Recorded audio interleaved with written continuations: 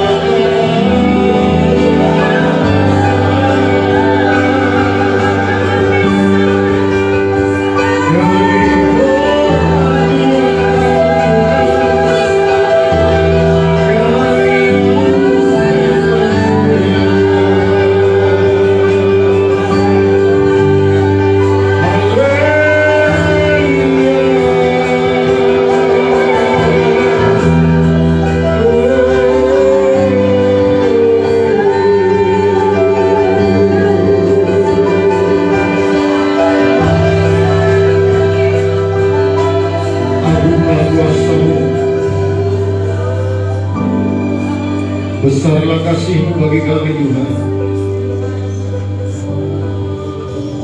Kami bersyukur boleh menyenangkan hati-Mu, boleh memberikan pujian kami, penyembahan kami bagi-Mu Tuhan. Terlebih Tuhan, lewat hidup kami sehari-hari, boleh terus menyenangkan hati-Mu. Untuk itu Engkau perlengkapi kami terus Tuhan. Kau tunjukkan jalan-jalan-Mu lewat roh hikmat, roh wahyu dan pengertian. Kami boleh melihat jalan-jalan-Mu seperti yang Kau melihat.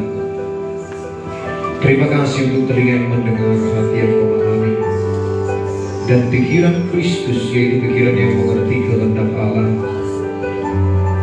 dan mau melakukannya. Terima kasih Tuhan. Sebab itu kami sambut kebenaran firman-Mu hanya di dalam nama Tuhan Yesus.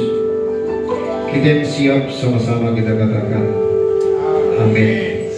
Silakan duduk Bapak Ibu yang dikasihi oleh Tuhan. Shalom bagi kita semuanya. Minggu yang lewat kita belajar tentang bagaimana mengalirkan kuasa Tuhan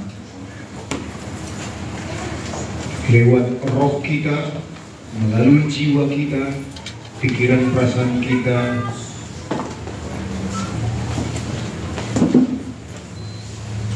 yang mengalami pembaharuan akal budi, sehingga tubuh kita dan juga orang lain boleh menikmati. Lalu kita telah mendengar bahwa semua Tuhan sediakan di dalam Kristus Yesus. Barang siapa ada di dalam Kristus, dia adalah ciptaan baru. Baru artinya di sini jiwa, tubuh, atau rohnya yang baru.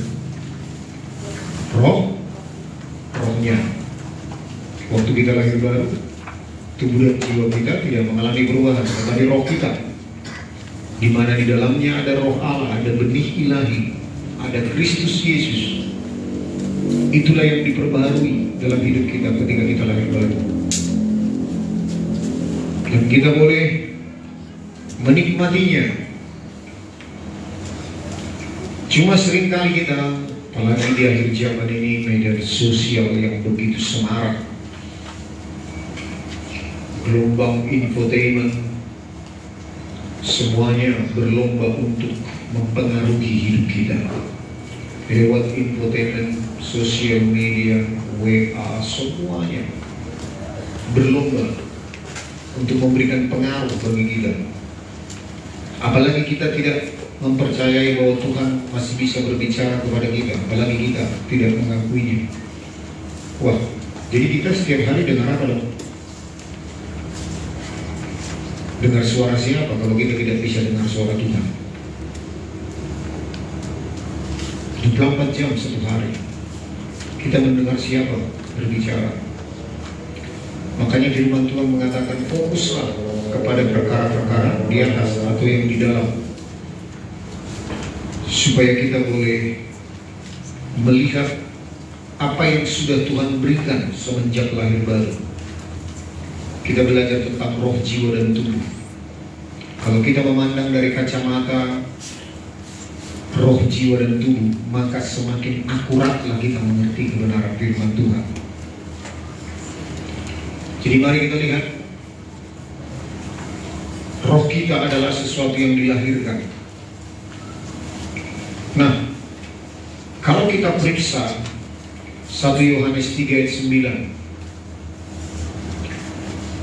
1 Yohanes 3 ayat 9, bahwa Tuhan berfirman kepada kita, barang siapa yang lahir dari Allah tidak berbuat dosa lagi, sebab benih ilahi tetap ada di dalam dia, dan ia tidak dapat berbuat dosa karena ia lahir dari Allah. Firman Tuhan ini menunjuk kemana? Roh, jiwa, atau tubuh kita? Kepada roh kita. Sebab di dalam roh kita lah ada benih ilahi itu. Dan roh kita tidak bisa berbuat dosa lagi, sebab benih ilahi ada di dalam dia. Sementara yang bisa melakukan dosa adalah jiwa dan tubuh kita. Tapi roh kita nggak bisa lagi berbuat dosa. Kita telah belajar minggu yang lewat dari Efesus 1 ayat 14, dikatakan dimeteraikan seperti plastik parafin itu yang membungkus buah-buahan itu, dibungkus, dilindungi oleh Roh Kudus. Roh kita dilindungi oleh Roh Kudus, tidak bisa dipengaruhi dari luar lagi.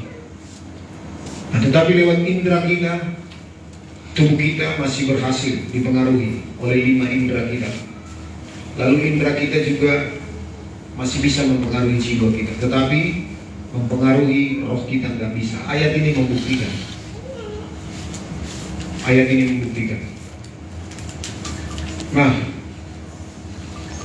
jadi kita akan fokus ke dalam, sebab kekuatan kita adalah di dalam roh kita. Di sanalah harta karun itu tersedia.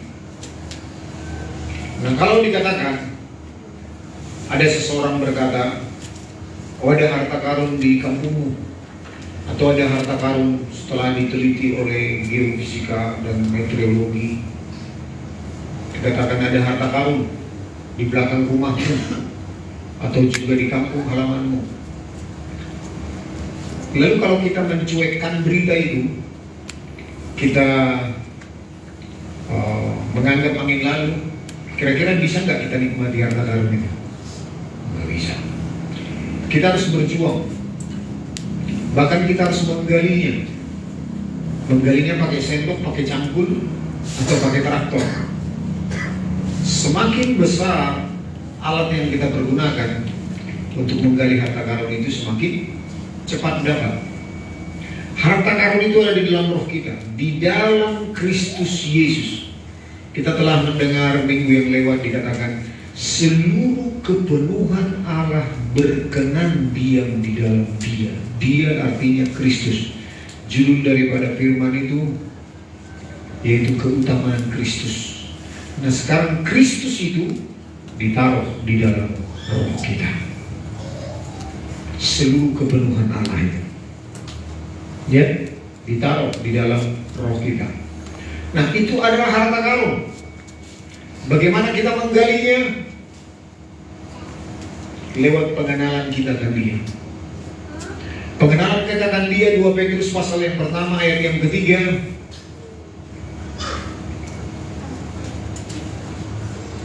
Karena kuasa ilahinya telah menganugerahkan kepada kita segala sesuatu. Itu kata telah, ya, telah menganugerahkan kepada kita segala sesuatu yang berguna untuk hidup yang saleh oleh pengenalan kita akan Dia. Jadi kita menggali harta karun yang di dalam roh kita, di dalam Kristus Yesus. Apa saja harta karun itu nanti isinya kita akan lihat nanti. Kita boleh menggalinya lewat pengenalan kita akan Dia. Makanya kita belajar di wadah ini bertumbuh mengenal Tuhan.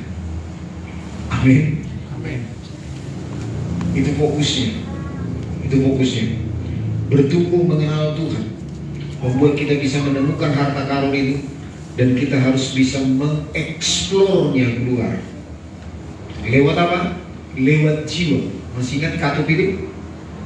Katup itu segala berkat rohani dalam sorga yang telah disediakan dalam Kristus Yesus bahkan sebelum dunia dijadikan, itu diberikan di dalam roh kita waktu kita lahir baru.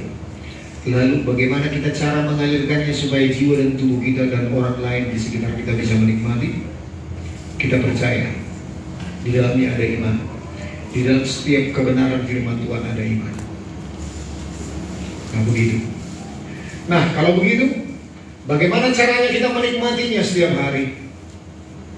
Kita buka Amsal 4 ayat 20 sampai 23. Amsal pasal 4 ayat 20 sampai ayat yang ke-23. Mari kita baca. Hai anakku, perhatikanlah perkataanku, arahkanlah telingamu kepada ucapanku. Janganlah semuanya itu menjauh dari matamu, simpanlah itu di lubuk hatimu.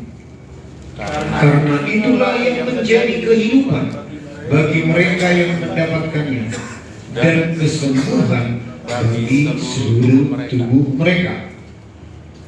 Jagalah hatimu dengan segala kewaspadaan, karena dari situlah terpancar kehidupan. Kembali lagi ke ayat 20.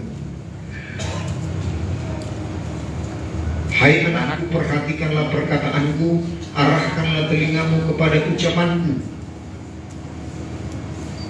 Ucapan ini artinya firman Tuhan. Jadi mari kita perhatikan kebenaran firman Tuhan yang disampaikan kepada kita. Lalu arahkanlah telingamu kepada ucapanku, kepada firman Tuhan yang disampaikan kepadamu. Nah, waktu kita mendengar firman Tuhan, mata kita tertuju, lalu kita bisa menangkap. Sama seperti ini kebalikannya ya, Hawa di Taman Eden. Ketika ular itu berhasil mempengaruhinya, engkau tidak akan mati, tetapi engkau akan menjadi seperti Allah. Lalu Hawa yang selama ini tidak memperhatikan buah pengetahuan yang baik dan yang jahat itu, mulai dia perhatikan. Nah, ini kebalikan kan, perkataan iblis yang diperhatikan. Nah, begitu juga kita kalau menikmati sosial media, kita larut. Kita tidak mengkaitkan antara ucapan Tuhan, kebenaran firman Tuhan, dengan apa yang kita tonton, apa yang kita dengar, apa yang kita baca.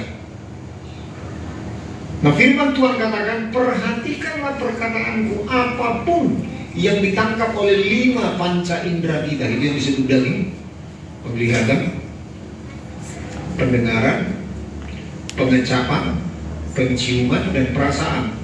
5 indera kita ini, apapun kita harus libatkan Tuhan di dalamnya. Kita harus kaitkan dengan ucapannya. Kita harus mengarahkan perhatian kita kepada firman Tuhan. Misalkan contoh kejadian tentang harga naik BBM, Pertalite jadi 10.000, iya kan? Wah, ini juga ini. Tadinya 1.500 cc itu masih aman, bisa Pertalite. Ini sekarang 1.400 cc. Wah, kena kami ini. Kena Pertamax. Berapa? 14.000 ya? 14.000. Wow, dari 7.850 7.650 menjadi 14.000. Saya langsung ngomong kepada anak-anak saya, kencangkan tali pinggang. Dari 7.650 menjadi 14.000, 2 kali lipat. Tetapi apakah kita fokus kepada kenaikan harga Pertalite-nya? Kalau Tuhan sudah menjamin bahwa aku akan menyertai engkau sampai kesudahannya, Tuhan pasti menjaga kita, menyiapkan segala sesuatu.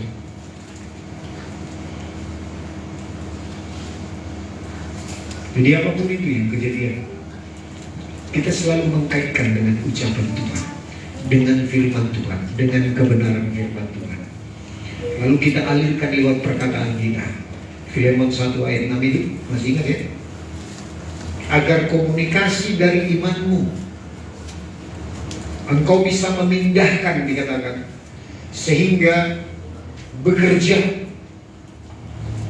Waktu kita mengalirkan firman Tuhan lewat jiwa kita itu dibuka katupnya. Roh kita itu pun mengalirkan apa yang ada di dalamnya. Nah, supaya lebih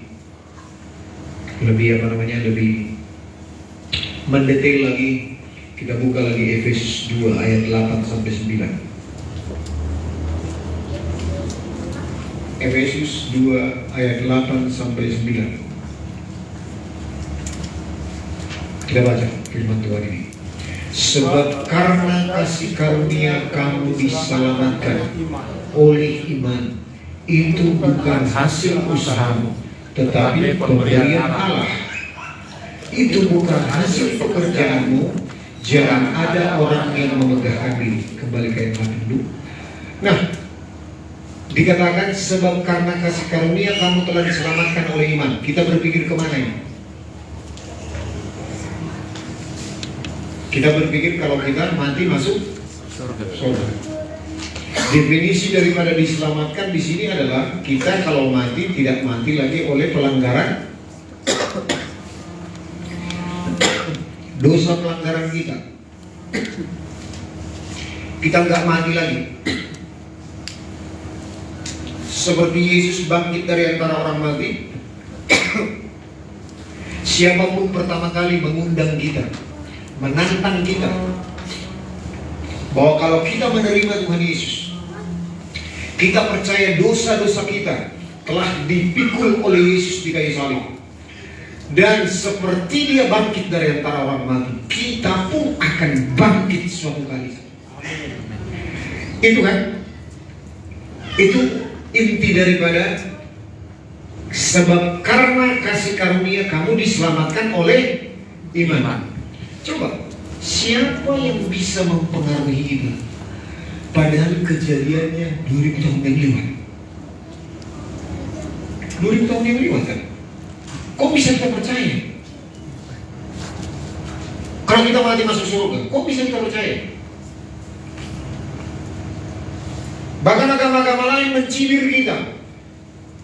Siapa sih Tuhanmu mau mati bagimu? Tuhan siapa sih yang mau mati bagi ciptaannya?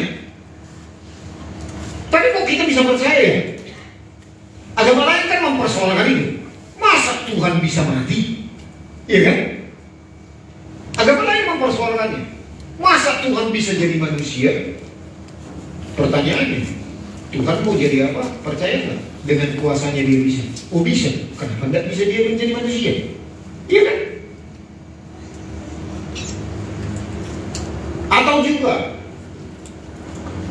Dia mati untuk dosa pelanggaran kita, supaya kita, harusnya yang mati dalam dosa pelanggaran kita tidak perlu mengalami kematian. Nah, kenapa Tuhan mau mati? Kita balik tanya, memang ada ide yang lain supaya bisa kita selamat tanpa kematian? Ada idenya nggak? Kalau ada idenya tanpa kematian, kita bisa ikut Dia. Tetapi idenya Tuhan sungguh brilian. Dia yang tidak berdosa dijadikan menjadi dosa. Supaya kita harusnya mati karena dosa pelanggaran kita, dosa kita dipikul. Dia mati sebagai kita. Bukan untuk kita, sebagai kita. Supaya kita tidak perlu mati lagi oleh karena dosa pelanggaran kita.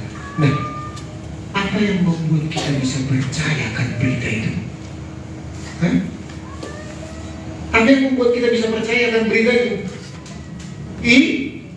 Iman. Seseorang memberitakannya kepada kita, kok bisa kita percaya? Kok bisa iman kita muncul? Oh iya. Lalu kita menerima tantangannya, menerima Yesus sebagai Tuhan dan Juru Selamat. Amin. Tapi lihat, kata diselamatkan di sana bukan hanya berbicara tentang keselamatan nanti kalau kita mati masuk surga. Dari bahasa aslinya, dari bahasa Yunani, itu berasal dari kata sozo, bukan sojo, bahasa Batak. Bukan, sozo. Kalau bahasa Batak sojo lah. Tunggu dulu ya, kira-kira begitu. Ini sozo, yang artinya bukan hanya diselamatkan dari dosa, tetapi juga artinya diampuni, dilahirkan kembali, dibenarkan, disembuhkan, dibebaskan, dan diberkati. Itu arti kata sozo. Jadi, sebab karena kasih karunia, kamu dibenarkan, diampuni dosamu, dibebaskan, dimerdekakan, diselamatkan, dan juga diberkati. Itu bukan hasil usahamu, tetapi pemberian Allah. Jadi diselamatkan di sini bukan hanya berbicara tentang keselamatan kalau kita mati masuk surga, tetapi juga tentang kesembuhan. Amin. Tentang mujizat, tentang kemerdekaan, tentang kesembuhan. Semuanya berkat-berkat dari Tuhan. Segala berkat rohani dalam surga yang disediakan bagi kita di dalam Kristus Yesus. Nah, sekarang Kristus Yesus itu ditaruh di dalam roh kita. Artinya dia seperti harta karun. Nah, sebagaimana kita punya iman, kita percaya kalau kita mati masuk surga, harusnya secara demikianlah kita percaya mujizat kesembuhan terjadi. Amin. Harusnya secara demikianlah kita percaya bahwa kita bisa dibebaskan, dimerdekakan, diberkati oleh Tuhan. Harusnya iman yang sama, sebab kata diselamatkan bukan hanya percaya masuk surga, tetapi juga yang semuanya ini. Itu yang disebut segala berkat rohani dalam surga telah disediakan di dalam Kristus Yesus, dan Kristus Yesus itu sendiri telah hadir di dalam roh kita. Jadi harta karun itu boleh kita gali lewat pengenalan kita akan Dia. Waktu kita menerima kebenaran firman Tuhan, ingat, iman itu muncul. Iman timbul oleh karena pendengaran. Pendengaran akan firman Kristus. Firman Kristus artinya firman rema, bukan firman logos. Firman logos adalah seperti sekarang ini. Saudara mendengar kebenaran firman Tuhan, lalu saudara mengalami pembaruan akan budi. Oh iya ya, benar juga ya kata hamba Tuhan tersebut. Kita mengalami proses pembaruan akan budi. Nah begitu. Tapi firman rema berbeda. Firman rema itu wahyu dan hikmat. Kadang-kadang kita nggak perlu nasihat pendeta lagi, tapi kita perlu wahyu, perlu hikmat. Wahyu dan hikmat itu adalah ungkapan dari Tuhan. Itu berbicara lewat intuisi yang ada di dalam roh kita.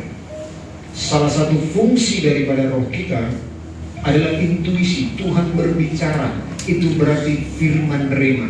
Dari antara semua kebenaran firman Tuhan, kita menerima firman rema. Dari firman rema inilah kita menerima iman. Iman timbul karena pendengaran akan firman, yaitu firman Kristus, firman rema. Amin. Waktu kita menerima firman rema, respon kita menerima iman di dalamnya. Lalu respon kita harus percaya saja. Nah, waktu kita tidak percaya, kita sedang menutup keran yang ada di dalam jiwa kita, sehingga harta karun yang di dalam roh kita yang harusnya dialirkan melalui jiwa kita kepada tubuh kita, itu keran itu tertutup. Tidak percaya, itu responnya. Makanya kita perlu terus belajar kebenaran firman Tuhan supaya kita mengerti kehendak Allah, apa yang baik, yang berkenan kepada Allah. Nah, kalau pikiran kita sudah mengalami proses pembaruan akal budi, berarti dia pasti sepakat dengan roh kita. Waktu itu sepakat, tubuh kita pasti sepakat. Sebab tubuh kita pasti akan tunduk kepada apa yang diperintahkan oleh pikiran kita. Itu otomatis. Jadi sekarang pekerjaan kita adalah proses memperbarui akal budi kita. Dan waktu keadaan sesuatu datang terjadi kepada kita, lalu Tuhan memberikan wahyunya, hikmatnya. Nah, respon daripada pikiran kita tidak menolak, tetapi percaya dengan apa yang difirmankan oleh Tuhan. Roh dan jiwa kita semangat, kajut itu dibuka, tidak ada penghalang lagi. Jadi roh masa iya itu harus ditengking itu jauh-jauh. Masa iya? Roh masa iya? Masa iya? Nanti jangan seperti imannya Thomas. Sebelum aku cucukkan jariku ke lambungnya yang ditikam, aku tidak percaya. Tetapi Tuhan Yesus berkata, berbahagialah sekalipun kita tidak melihat. Itu iman, bukti dari segala sesuatu yang tidak kita lihat, dasar dari segala sesuatu yang tidak kita harapkan. Nah lihat, waktu kita berulang-ulang mengerjakannya setiap hari, kita fokus kepada perkataan, kita menyendengkan telinga kita kepada perkataan Tuhan. Lalu kalau kita fokus, wow, segala sesuatu yang boleh kita baca lewat sosmed apapun, kita selalu kaitkan, sebab perhatian kita terhadap ucapan Tuhan Yesus, perhatian kita kepada apa yang difirmankan oleh Tuhan. Kita tidak mudah terpengaruh. Kalau kita mudah terpengaruh, waduh, nggak tahu apalagi yang kita pertahankan.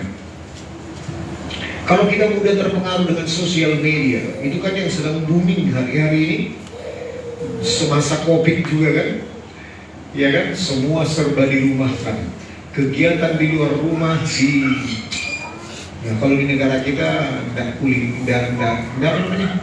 tidak lockdown, kalau di luar negeri lockdown. Nah lihat, semua berita infotainment, sosial media, Google, semuanya membanjiri semua umat manusia. Nah kalau tidak menyendengkan telinga kita kepada kebenaran firman Tuhan, nah ini yang bisa dikatakan di kitab Mazmur 8 ayat 3, kalau dasar-dasar orang benar diruntuhkan, wah, apalagi yang bisa kita pertahankan lagi? Hancur lebur. Jadi mari kita lihat, harta karun yang tersimpan di dalam roh kita itu bisa kita alirkan lewat jiwa dan tubuh kita. Saya wakili aja ya.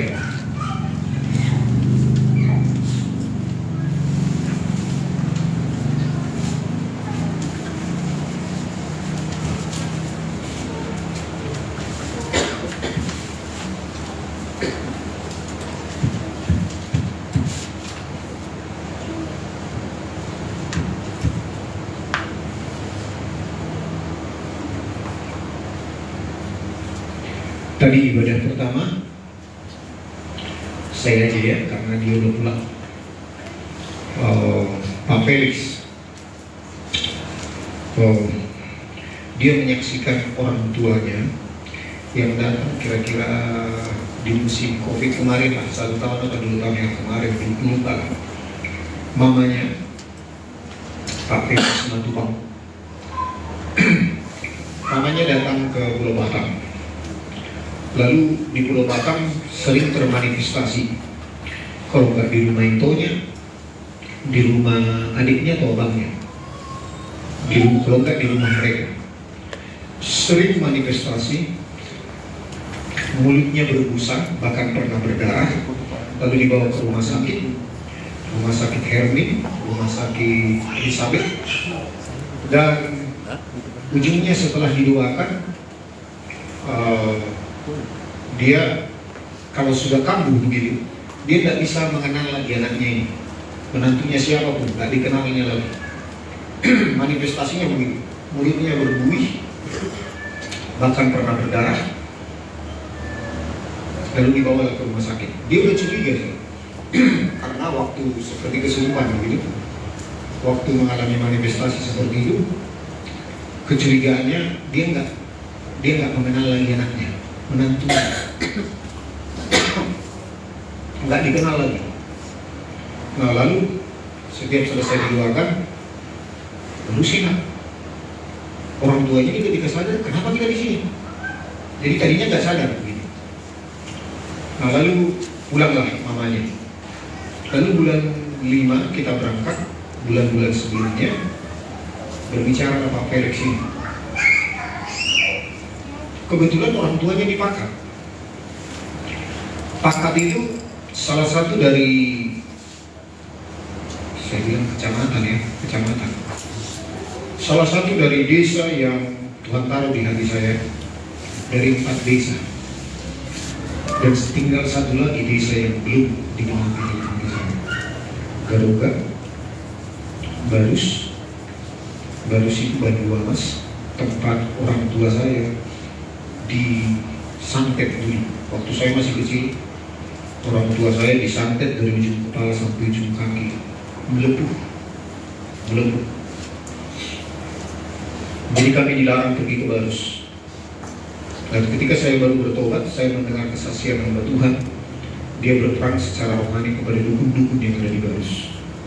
Wah, saya pun langsung muncul dalam hati bahwa saya akan pergi ke Barus. Dan kita sudah pergi ya, berapa kali ke Barus? 2 atau 3 kali. Lalu ke Garuga, daerah mertua saya, sudah pergi. Lalu juga ke Pakat lagi.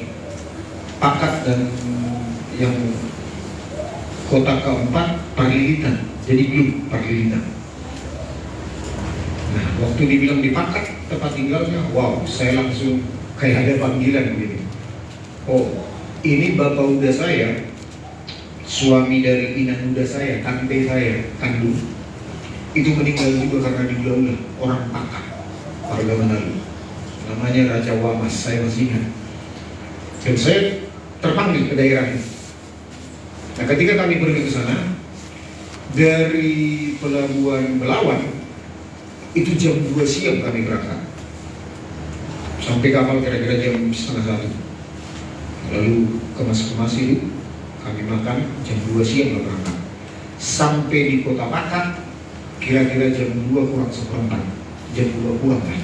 Jadi aslinya 12 jam perjalanan. Jam 2 subuh gitu.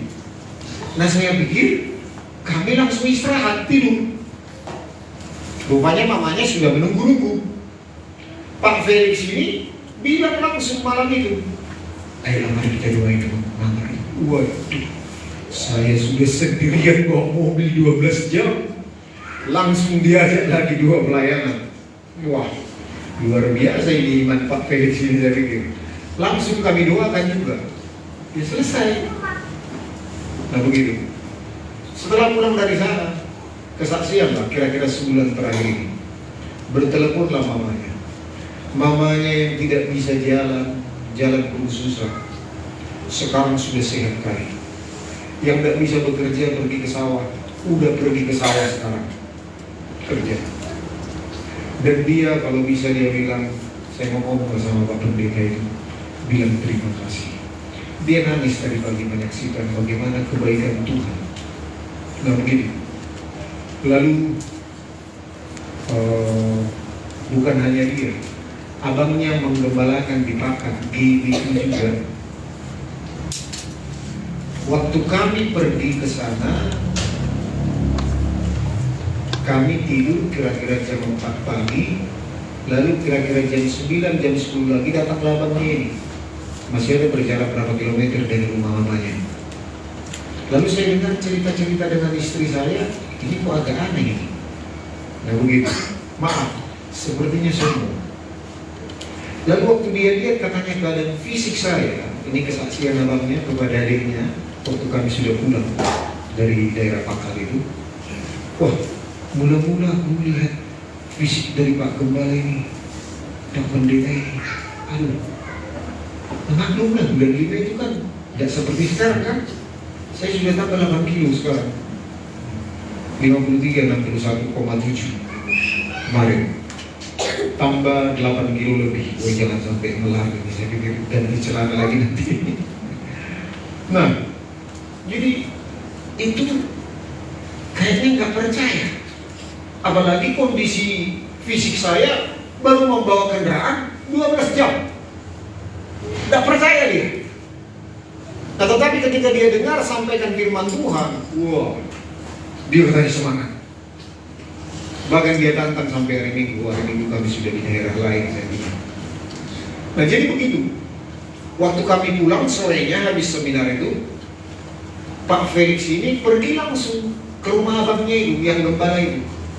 Lalu di sana kesaksian abangnya menyesal, dikatakan. Dilarang-larang orang ikut datang ke seminar. Termasuk mamanya itu, waktu mau ikut, dilarang. Waduh. Itulah dimarah-marahin adiknya, Pak Felix ini. Jadi ketika dia dengar bahwa kita mau datang lagi, wah dia semangat sekali. Dan juga di daerah Sipahutar, apa namanya itu, yang di dalam itu, 1 jam lagi dari Sipahutar. Itu waduh, jalannya juga lumayan. Mereka bergembira sekali datang. Dan memang itulah tempat yang paling haus, karena itu adalah daerah yang belum pernah, baru pertama kali kami kunjungi. Nah, lihat Bapak Ibu, dan Injil Kerajaan ini visi gereja lokal kita. Sudah saya suruh dibuat di sana spanduknya.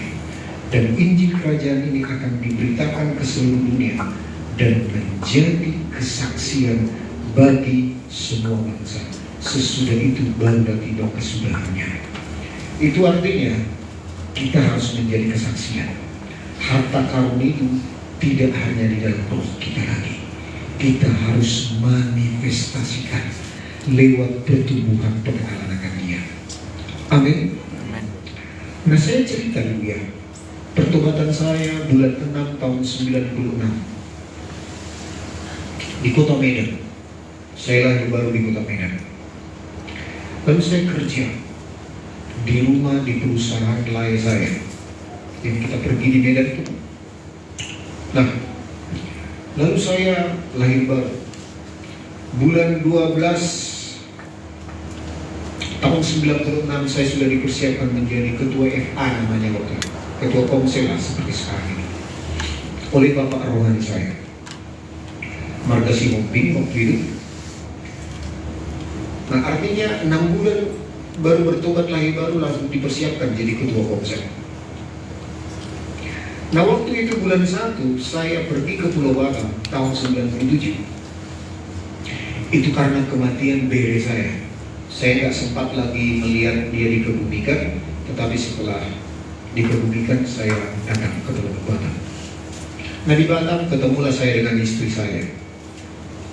Belum pacaran waktu itu, belum.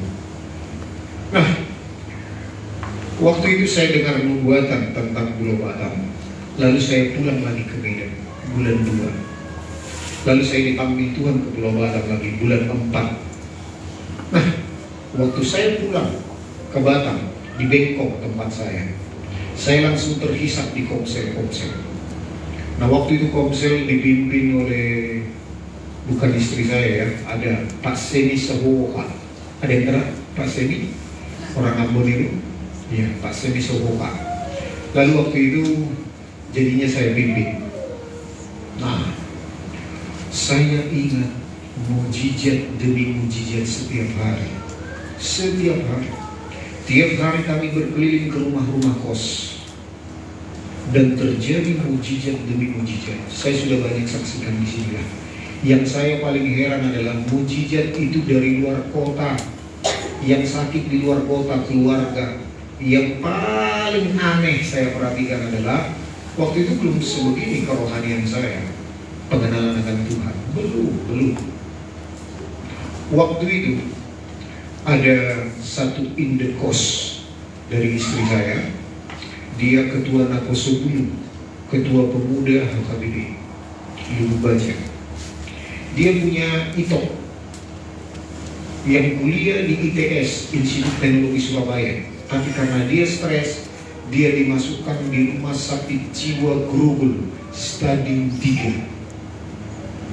Dan dia karena mengandalkan kepengurusannya sebagai ketua pemuda, dia ajak pendeta dari HKBP yang ada di Jakarta, tak tahu saya dari mana itu, Tapi di Jakarta dibawa mengunjungi itoknya ini di rumah sakit jiwa Grogol. Tetapi nggak terjadi perubahan. Stres lah dia. Dia pulang-pulang mengadu kepada istri saya. Waktu itu belum jadi pacar, belum. Dia mengadu.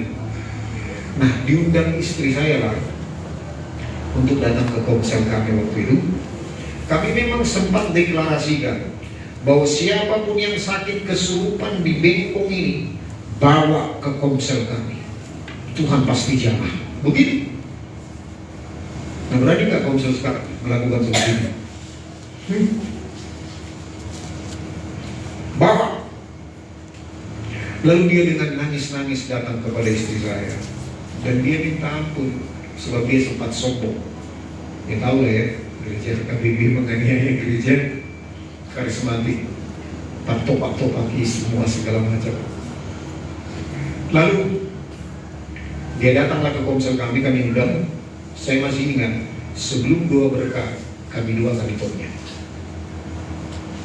Setelah doa berkat, kira-kira 10 menit setelah doa berkat datang telepon, belum handphone waktu itu, masih telepon tahun 97 dari rumah induk semang istri saya di bawah, yang dikosnya kan di lantai 2. Nah, lalu datang telepon kepada itu, lalu dia dapat laporan itoknya sudah disembuhkan. Itulah mujizat teraneh yang bisa Tuhan kerjakan luar biasa. Masa mendoakan orang gila dari luar kota bisa terjadi kesembuhan. Oh, belum lagi yang lain-lain, yang di kampung, yang pendet, yang kesurupan, yang apa semuanya. Saya masih ingat lagi, waktu tahun 2000 bulan April saya dipanggil sepenuh waktu. Lalu kira-kira 3 bulan berikutnya adalah seminar okultisme di Myanmar yang tengah bom dulu di gedung Myanmar. Nah, waktu itu seminar okultisme oleh Pak Deni Gumewa, wakil dari Pak Niko. Lalu setelah seminar kesurupanlah satu orang dari pesertanya, bukan jemaat. Nah, lalu waktu kesurupan, teman-teman ini sebelum saya full time, mereka sudah mendengar bahwa kita di Bengkong telah terjadi kuasa-kuasa yang luar biasa. Dan saya ingat waktu itu tahun 97 sekitar bulan 8, berarti baru 12 bulan setelah lahir bayi. 1 tahun 2 bulan, kira-kira 14 bulan lah. Saya mau diangkat menjadi gembala pos PI sebelum gembala ranting. Kita dulu gembala cabang waktu diangkat menjadi gembala di sini. Nah, puji Tuhan waktu itu ada orang yang bilang, oh dia belum berkeluarga. Saya belum berkeluarga waktu itu, tahun 97, 98 saya berkeluarga. Nah, puji Tuhan diselamatkan dengan itu. Kalau enggak, udahlah, nggak tahu lagi saya bagaimana menggembalakan dengan belum berkeluarga. Nah, saya tahu itu ketika saya jadi gembala, Pak Irwan yang menjadi sekretaris Pak Ani dia memberitahu. Nah, lalu ketika itu setelah selesai seminar okultisme itu, nah ini pengalaman yang luar biasa. Saya saksikan kepada Bapak Ibu ya, saya kalau pelayanan okultisme, pelayanan yang kerasukan, ini saya saksikan belum pernah tidak terjadi kelepasan sepanjang saya melayani. Tetapi mungkin di bidang lain saya belum sesempurna ini. Tetapi saya yakin sekali kalau ada yang kesurupan, ini prinsip saya. Kalau pencipta Tuhan, pencipta dari manusia itu hadir dalam hidup orang yang kesurupan, mana mungkin lagi dia tidak bisa dilepaskan? Itu definisi, itu yang sudah mendarah daging dalam kehidupan saya. Kalau orang kesurupan tersebut dilepaskan sama pencipta, penguasa, pencipta daripada manusia yang kesurupan ini. Yang penting orang yang kesurupan itu mau dilepaskan, jangan pura-pura. Lepaskan aku katanya, tapi dibuat tangannya di belakang begini. Tetapi kalau lepaskan aku, dikatakan dipersembahkan tangannya, tolong lepaskan aku. Nggak mungkin nggak lepas. Sebab kuasa dari tempat yang maha tinggi itu nggak mungkin lebih kecil. Betul nggak Bapak Ibu? Itu logikanya ya, itu logikanya. Makanya sampai sekarang setiap orang yang kesurupan, kalau saya layani, nggak pernah nggak lepas. Sekalipun belum pernah terjadi bahwa tidak lepas. Nah, waktu itu di Myanmar setelah pulang itu kan gedung, itu mall, dan itu malam hari peristiwanya, seminarnya, dan itu mau tutup. Nah, waktu saya dipanggil untuk melepaskan, saya teringat bahwa ini teori saya untuk dua pelepasan. Saya angkat pujian penyembahan, Allah berkata di atas puji-pujian umatnya, Tuhan hadir, tengking langsung pergi. Nah itu teorinya. Saya praktekin, lalu saya doakan, saya tengking, pergi rohnya memang. Tapi sebentar lagi, nggak ada 2 menit, datang lagi. Saya tengking lagi, pergi, datang lagi, sekitar 3 atau 4 kali. Waduh, padahal sudah didesak sama teman berdoa. Loh, ini udah mau tutup gedung, gimana nih kita bawa ke Nagoya, kantor sekretariat.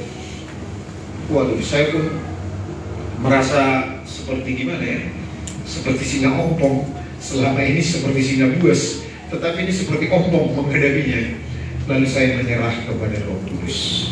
Saya bilang, Roh Kudus, tolong aku Tuhan. Kenapa ini saya tengking keluar masuk lagi? Apakah ada yang salah yang aku lakukan Tuhan? Lalu Roh Kudus bilang, itu ngomong. Saya dengar di dalam hati saya. Dia bilang begini, emang siapa yang nyuruh kamu pakai teori yang sama? Pakai memuji menyembahku? Lalu kamu tengking, siapa yang menyuruh kamu memakai teori yang sama? Oh iya Tuhan. Aduh, aku minta maaf Tuhan. Nah kalau begitu, bagaimana caranya aku melepaskan? Diajarilah saya. Jadi jangan pakai teori yang sama, jangan pakai pengalamanmu sendiri. Lalu diajari saya, undanglah aku sebagai Tuhan dan Juru Selamat dalam hidupnya. Lalu setelah aku hadir dalam hidupnya, akulah penguasa dalam hidupnya. Lalu dia nggak bisa lagi, tengking aja, udah pasti pergi. Saya tantanglah dia untuk mengundang Yesus sebagai Tuhan dan Juru Selamat. Lalu waktu dia mengucapkan kata, aku terima engkau, iya, udah putus. Nggak bisa bilang Yesus lagi, nggak bisa disambung lagi, iya. Saya pegang lehernya. Kamu yang mengikat lehernya tidak bisa mengeluarkan suara kata Yesus, lepas. Langsung bisa mengucapkan kata Yesus. Lalu saya diundanglah Yesus sebagai Juru Selamat dan sebagai Tuhan. Lalu saya tengking, saya bilang, mulai saat ini penguasa dalam hidupnya adalah Yesus. Kamu tidak berhak lagi tinggal dalam tubuhnya. Sekarang kamu pergi, nggak datang lagi. Jadi intinya begini, dari situ saya punya pengalaman. Saya tidak akan mengandalkan pengalaman saya. Saya harus mengandalkan Tuhan. Amin. Nah, teringatnya kembali ke pakat itu tadi. Waktu 12 jam sudah lewat, harusnya istirahat, kan? Ini Pak Felix ini mumpung gak didengar ya, dia ajak lagi melayani mamanya, belum tidur. Nggak tidur. Saya sendirian bawa kendaraan dari Belawan sampai ke Pakat 12 jam. Harus kami layani, jam 4 lah tidur. Luar biasa saya pikir. Kami mandi pun di Parapat itu, di toiletnya apa itu. Nggak ada nanti tempat mandi kata dia. Mau mandi dinginnya ditampung di situ kan di Parapat. Nah jadi kami layani. Selesai lah. Pulang dari sana disaksikan, waduh luar biasa. Kalau bisa ngomong dulu aku sama Pak Pendeta itu katanya. Ya itulah kasihlah nomor handphone saya katakan Pak Pendeta kan, supaya aku bilang terima kasih. Kalau bisa datang lagi dia bilang. Kalau enggak aku datang ke Pulau Batam.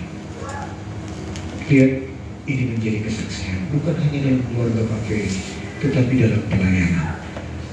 Kira-kira berapa pendeta? Sekitar 25 ya waktu itu ya. 25 hamba-hamba Tuhan.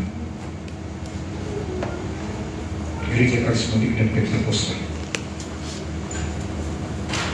Injil itu menjadi kesaksian. Amin Bapak Ibu. Ini ada rencana bulan 10 lagi mau pergi. Coba Bapak Ibu, tidak adakah di kampung kita? Saya rindu supaya sebetulnya yang Tuhan kasih sebetulnya ke kita Pulau Batam adalah pulau-pulau di sekitar Pulau Batam. Tetapi sebelum itu kita ke daerah dulu, karena belum ada sarana untuk jadi berkat. Nanti ada sarana listrik, nanti masih dipendam sama kita. Sarana listrik nanti akan membuat kita bisa masuk ke pulau-pulau, dan Injil itu akan menjadi kesaksian.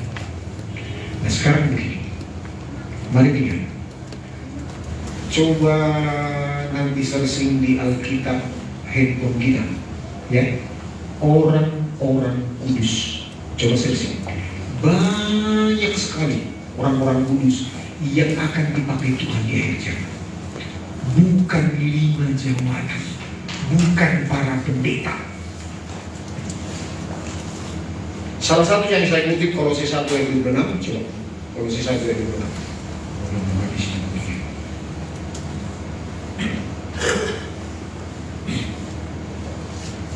Kolose 1 ayat 26.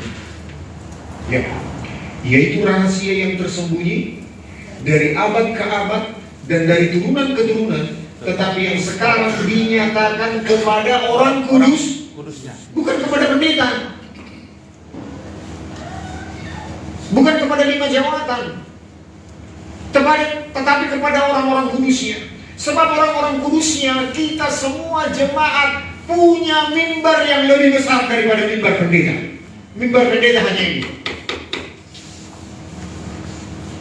Tetapi mimbar kita di luar sana, tetangga kita yang sakit hati, yang kekurangan,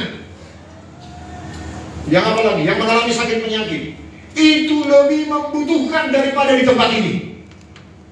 Amin. Amin. Mari kita gali harta karun itu. Mari kita lepaskan lewat pembaharuan akal budi yang telah Tuhan kerjakan dalam hidup kita. Lewat pengenalan kita akan Tuhan, segala sesuatu dikatakan telah diberikan kepada kita. Mari kita praktekkan itu.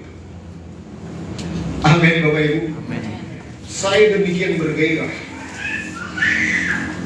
lewat komsel-komsel. Komsel-komsel bukan tempat untuk berkhotbah, tetapi untuk menyaksikan keadaan kehidupan kita. Ada yang sudah berhasil, ada yang belum berhasil. Yang belum berhasil ditopang yang berhasil. Amin. Kita akan dengar kesaksian komsel-komsel. Waktu itu saya jadi ketua komsel. Ya, tiap hari terjadi mujizat. Tiap hari bertambah jiwa-jiwa. Bukan kepada pendeta. Ada nggak ditulis pendeta di Alkitab? Enggak ada.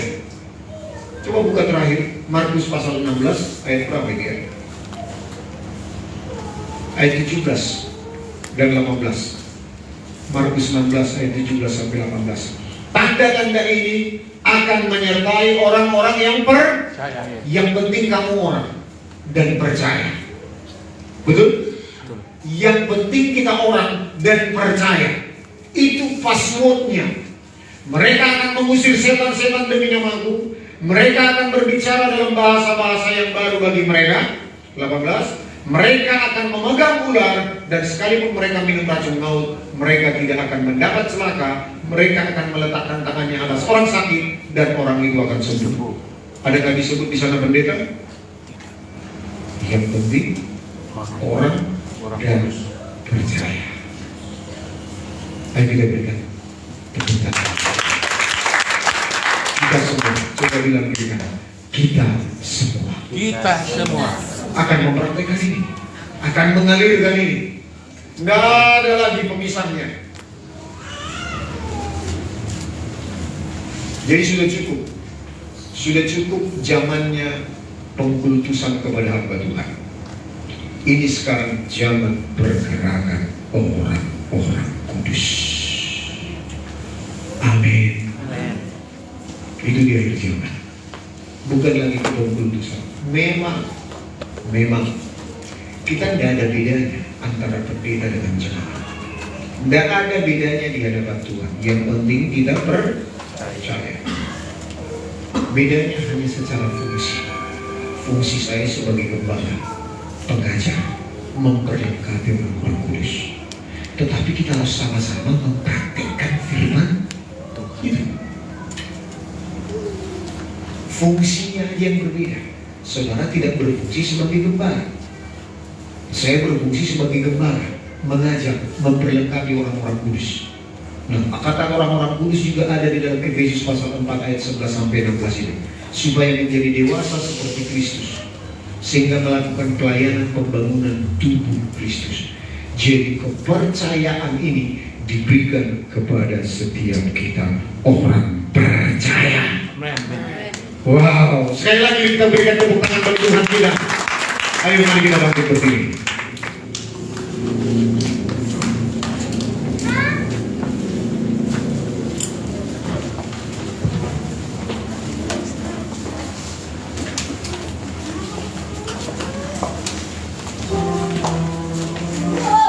Jadi tidak perlu disampaikan ini pengajarannya Pak Lambok. Enggak ada ini.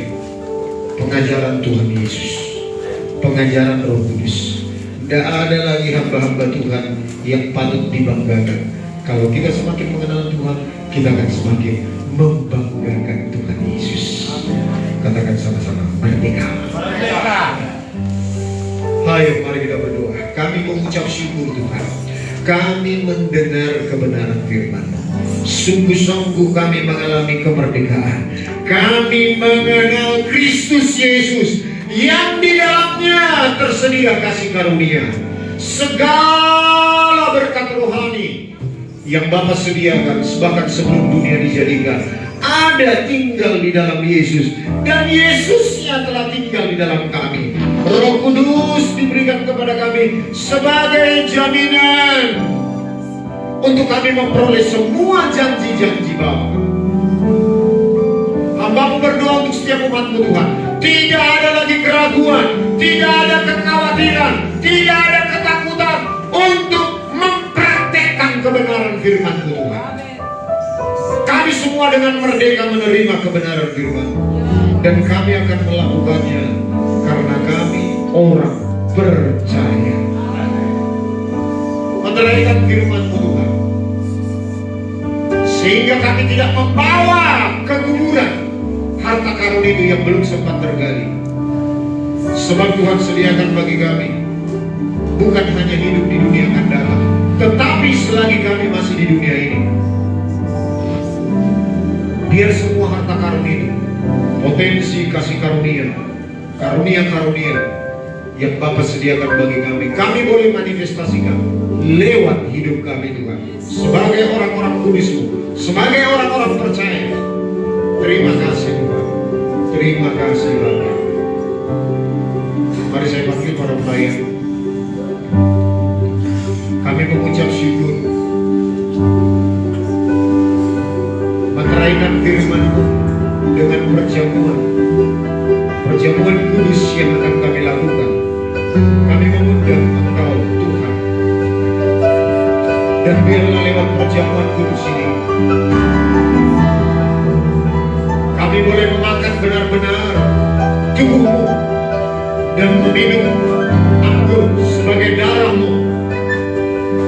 Dan Engkau berfirman, tubuhku dan darahmu adalah makanan dan minuman yang membawa kami sampai kepada kekekalan. Terima kasih Tuhan, berkati para pelayan-Mu yang menjadi saluran berkat bagi kami. Terima kasih Tuhan, Engkau melayangkan setiap hamba-Hamba-Mu menjadi saluran berkat bagi kami lewat perjamuan ini. Terima kasih Tuhan, kami sambut perjamuan ini di dalam nama Tuhan Yesus. Mari silakan duduk Bapak Ibu, silakan dijalankan perjamuan ini. Dalam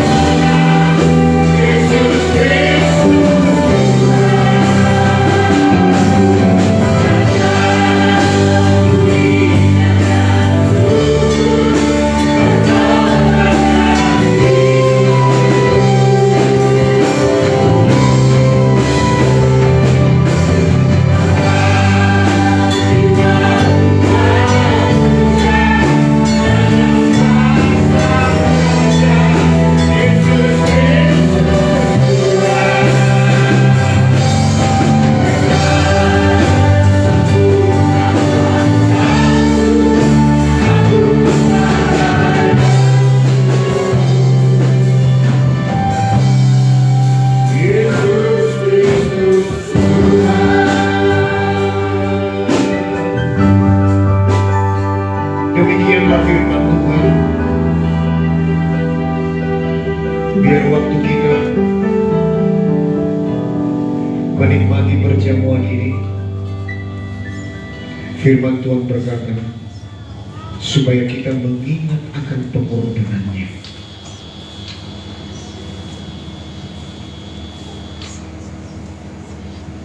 Kita membayangkan tubuh yang terpecah-pecah. Mari kita angkat roti di tangan kita.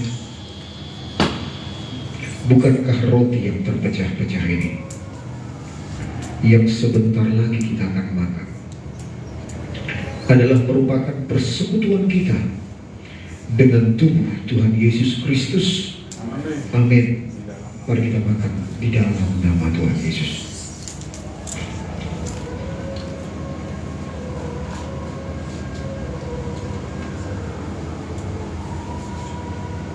Demikian kita juga mengangkat cawan di tangan kanan kita.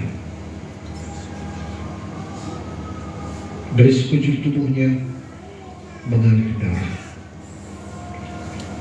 Bukankah anggur yang di dalam cawan ini adalah darah Kristus Yesus yang sebentar lagi kita akan minum, adalah merupakan persekutuan kita dengan darah Tuhan Yesus Kristus. Amin. Mari kita minum di dalam nama Tuhan Yesus. Kita dengan sadar melakukan perjamuan ini.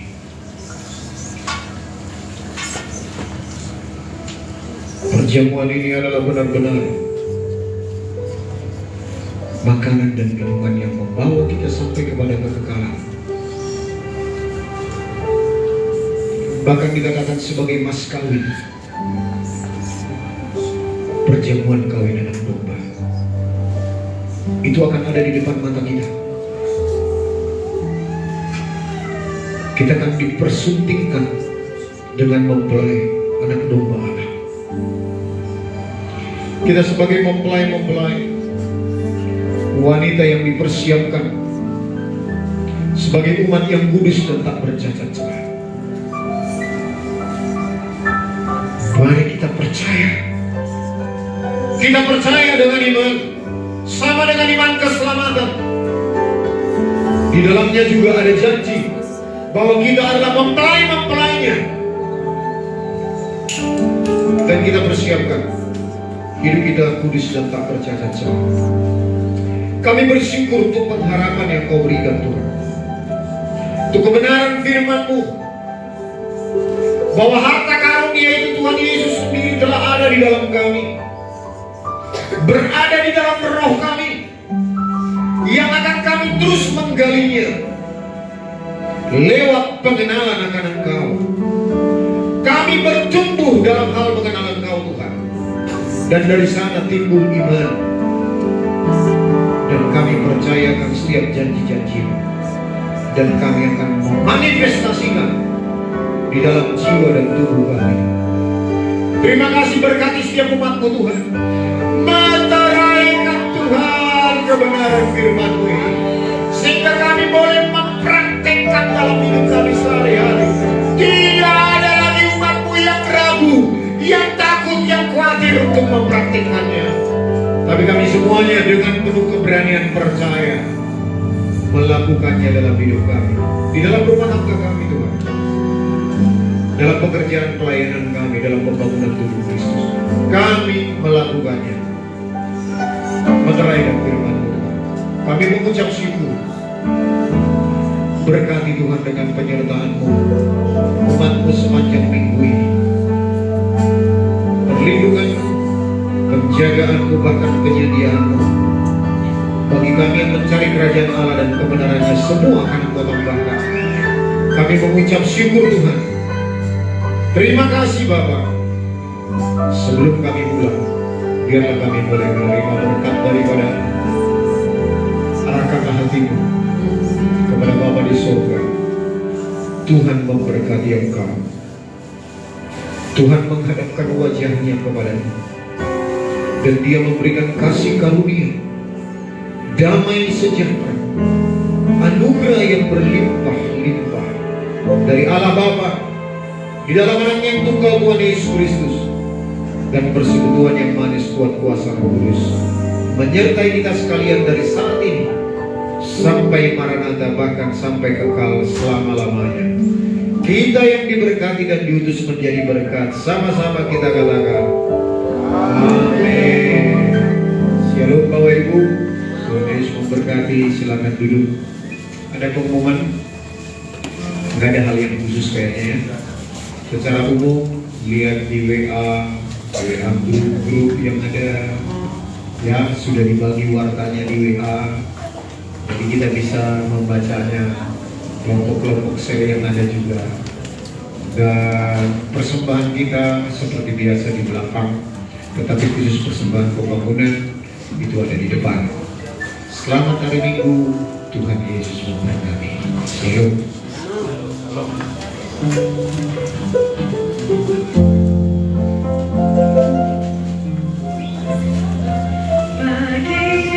Sekolah minggu tutup ya.